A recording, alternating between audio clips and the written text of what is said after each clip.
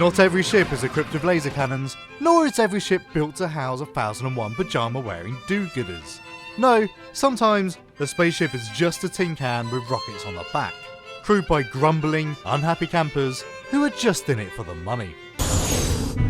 What you got for me out there, Joey Ray? Yes, we're entering the world of the space trucker, a no-nonsense world of rust, pipes and claustrophobia where the only thing keeping you going is the guy at your side, the beer in your hand and a cryo chamber that might just mean you'll live forever if you don't stop trucking. It's about time we start associating with a better class of people. In this world, humanity is on the technological decline as function overtakes innovation, as overalls and corporate sponsorship replaces fashion. But it can't be all that bad, can it? Let's fire up the country rock, light up a cigarette and climb aboard the USCSS Nostromo.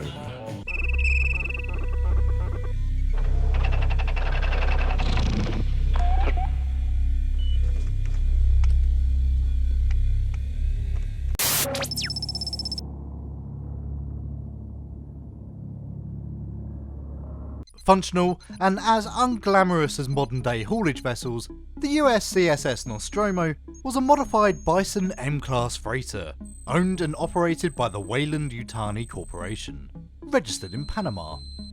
Initially built as an interstellar cruiser, the Nostromo was outfitted with larger, more powerful Rolls-Royce Cyclone thrust engines, able to kick out over 65,000 metric tons of thrust, using water for reaction mass. In short, these engines pushed out enough power for the Nostromo to haul extremely large forms of cargo, such as oil refineries and manufacturing bases between Earth and the outer colonies, a journey that would often take several months to complete, even at sublight speeds. Bison series freighters feature large physical ports on the upper hull of the ship, used to connect to their haulage cargo via an enormous umbilicus structure, which may be manually detached should the freighter need to make any unscheduled manoeuvres. Engage.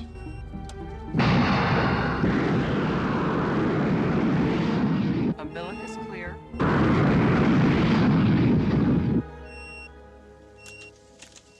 Money's safe. Let's take her down. There's not much information on what they would do on arrival to their destination, but one can predict that this umbilicus would allow a commercial hauler to move their cargo either into orbit or potentially down onto the surface of the planet. In either case, these haulers are able to make planetfall if needed, though will more often dock with a station and board via the airlock at the ship's fore. Internally, the Nostromo featured 3 decks, of which Deck A contained the main living areas such as the bridge, crew quarters, galley, medical bay and sleep chamber.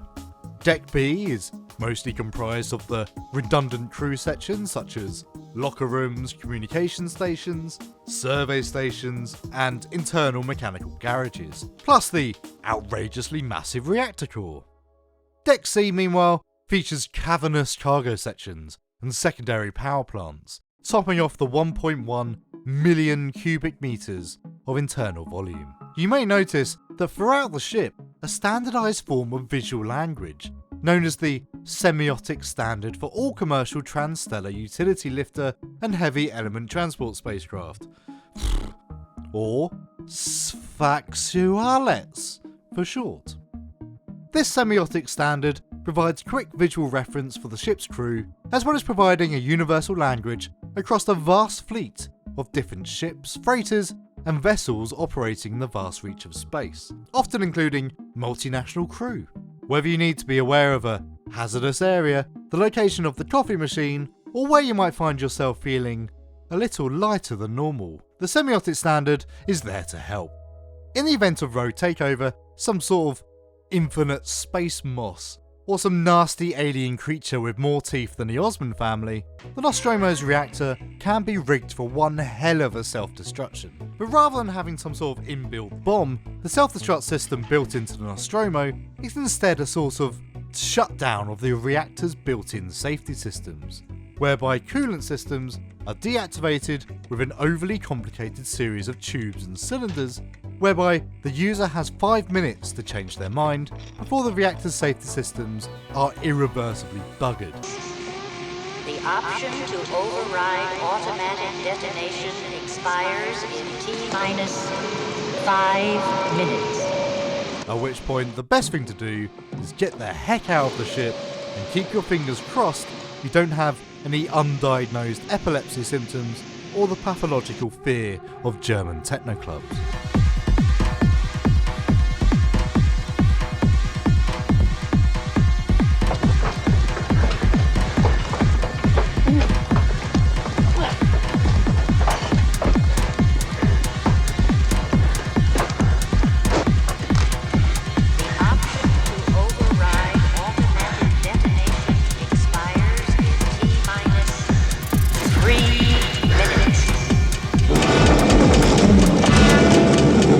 Thankfully, the company's prepared a nice little getaway for any crew stuck on board.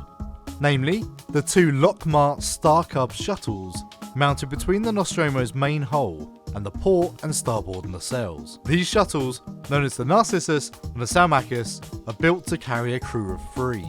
A pilot, a co-pilot and a science officer.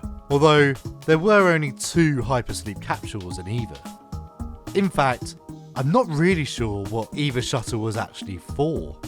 I said that we abandon the ship.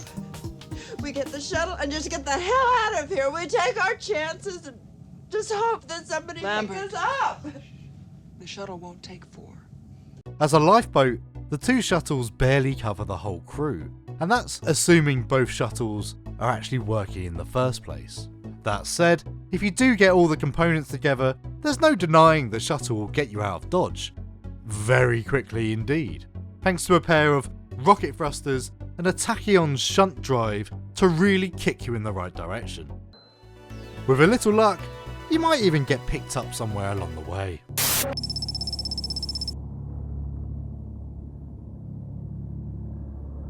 Regardless of whether you hail from the United Americas, the Free World Empire, or the Union of Progressive Peoples, life on the frontier of space isn't an easy one. If you're not throwing yourself to the mercy of the elements as a colonist or frontier scout on the fringes of the known galaxy, you're most likely strapping yourselves in a metal can and flinging yourself into the void for the percentage of a paycheck. Oh yeah, right. I just forgot something, man. Before we dock, I think we ought to discuss the bonus situation. Right. Brett and I, we think we deserve full shares, right, Right. baby? You see, Mr. Park and I feel that the bonus situation has never been on an equitable level. Well, you get what you contracted for like everybody else. Yes, but everybody else gets more than us. In the early days, this would have meant long periods of time drifting through space to deliver machinery, cargo, and personnel into the far reaches of the galaxy. Even with faster than light travel, the ensuing paranoia, psychotic behaviour, and mind-tearing boredom was enough to reduce even the most valiant of crew to a bunch of gibbering morons.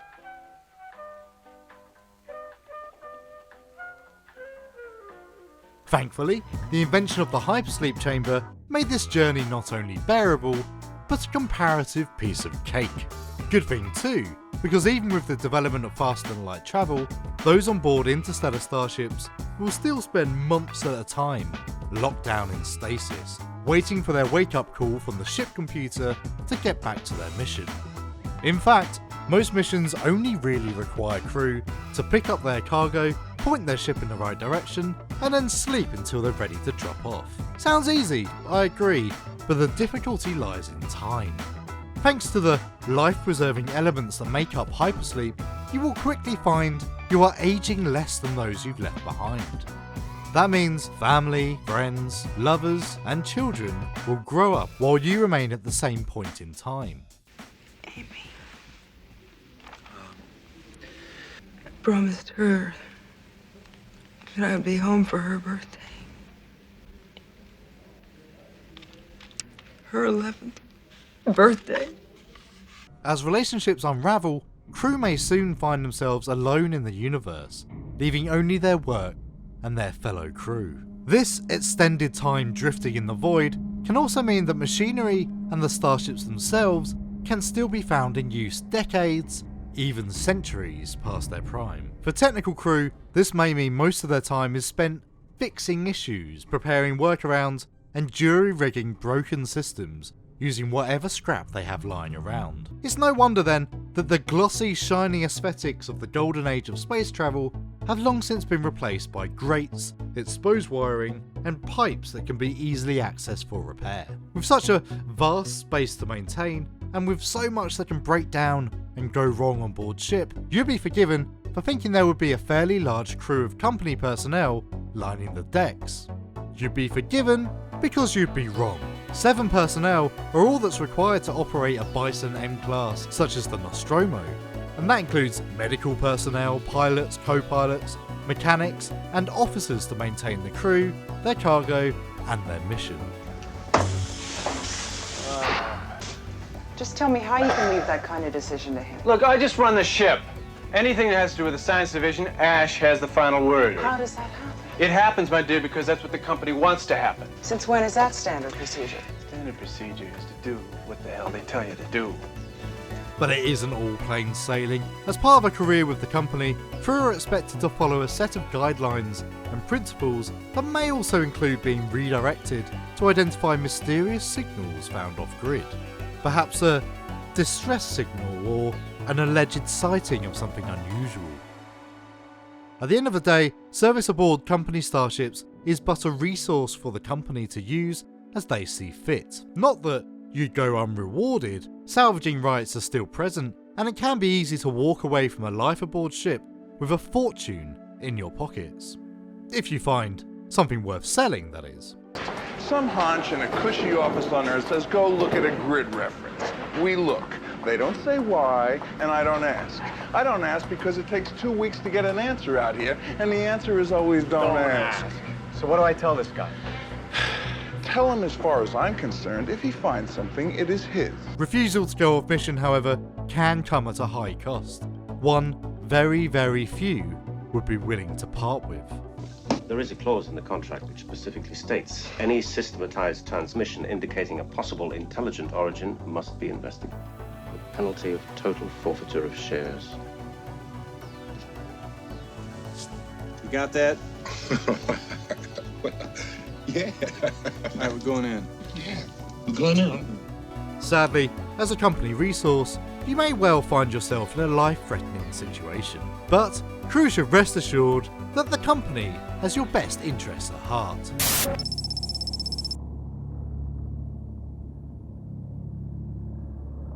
With a crew that spends most of their time on board ship locked away in the hypersleep chambers, much of the day-to-day running of the Nostromo and ships of its class fell on the onboard computer system, MUTHUR 6000, commonly referred to as Mother.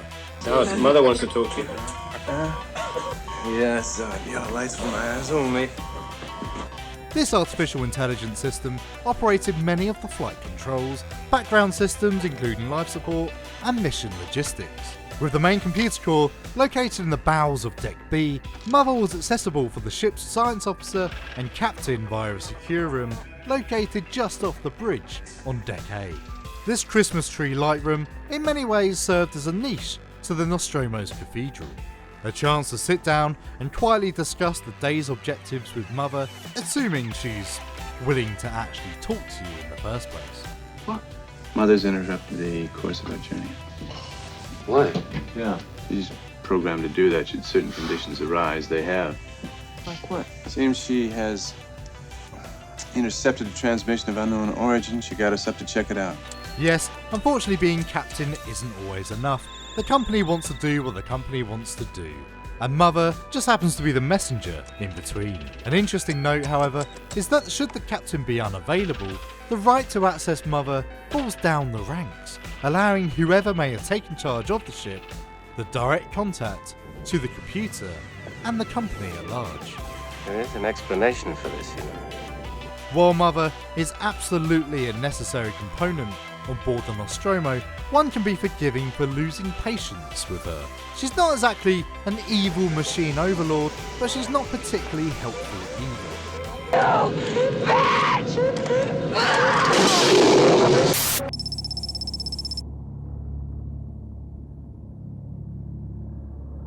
Ships under company jurisdiction come equipped with a wide range of supplies and foodstuffs, most of which are pre-prepped frozen rations and come in the shape of pastas, cereals, freeze-dried vegetables, stews, meatloaf, chicken, and something that sort of resembles cornbread. While you would expect certain accommodations while you're serving aboard your dedicated starship, the unfortunate truth is even when you're on company time, you're not getting a free ride.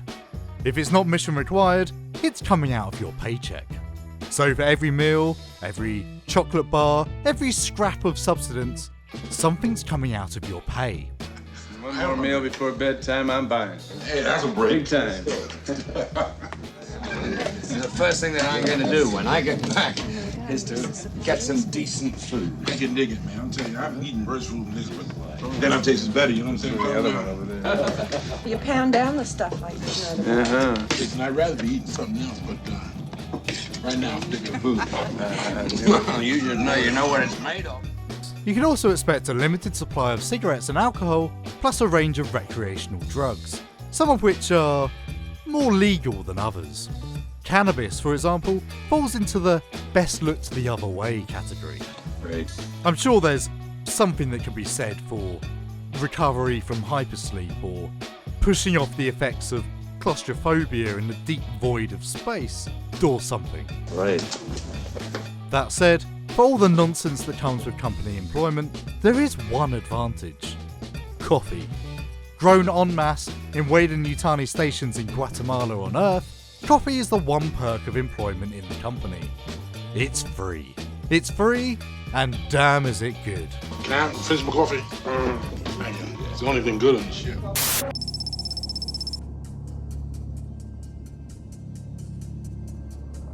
Due to the requirements of haulage missions, there isn't a whole lot to say about recreation on board. You're awake to work, and when you're not working, you're sleeping. While there are bunks and seating areas for crew who aren't strictly on duty, the only way to really unwind on board is to find a quiet corner of the ship, sit back and listen to some music or read some of the in-flight magazines, or perhaps a couple of nudie mags if you manage to get your grubby mitts on some. You're certainly not going to be able to indulge in any long-distance communication. If you're not immediately in the vicinity of who you're speaking to, you can expect long delays as the signal routes through the interstellar network and finds its way to you. We're talking days, maybe even weeks. That's not our system. I know that. If you're not too far out, however, the network is capable of broadcasting some forms of entertainment out to the attention-starved company employees and colonists out in the deep. Perhaps you would care to indulge in some classic rock and country music, or perhaps some easy listening music to while away those long hours. For your listening enjoyment, we now present the Moonlight Melodies of Martin Segundo and the Scintilla Strings. Our first selection is the perennial favorite, When Twilight Falls on NGC 891. If you're lucky, you may be able to pick up some company propaganda or advertising, but I wouldn't hold your breath. Even on board space stations, the most escapism you might find is a walk in one of the simulated gardens, or find a park bench to breathe in that recycled air. If you're lucky and find yourself on board one of the more advanced and luxury stations, you may even be able to take some time in front of a massive screen or holographic projector that simulates endless countryside. But you would be rare to find this on any of the more remote stations out there. Nope, you're better off sitting back with a good book or magazine to while away those long hours. Then sure, you might well find yourself reading the same article again and again. But once you're totally sick of them, well, I'm sure you or another member of the crew will find another great use for them.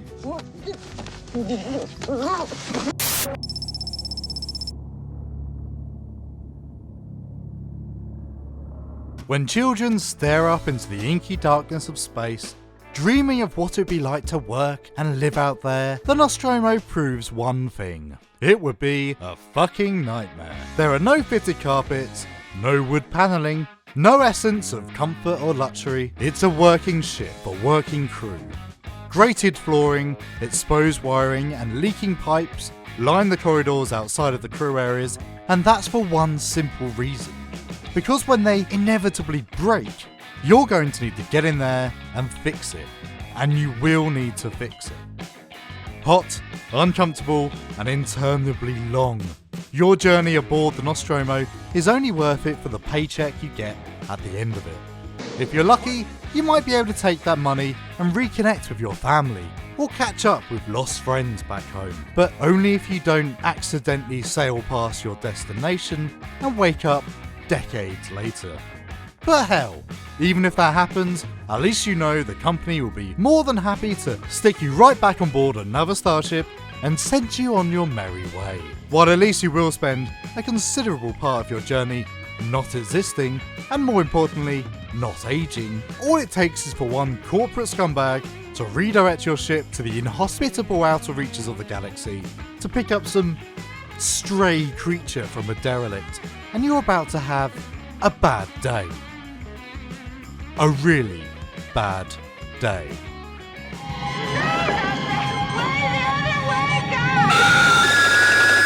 And that was Life Aboard the Nostromo. Happy Alien Day to those out there listening today, and apologies for the delay in between videos. More coming soon, and I hope to see you again. My name's Adam, signing off.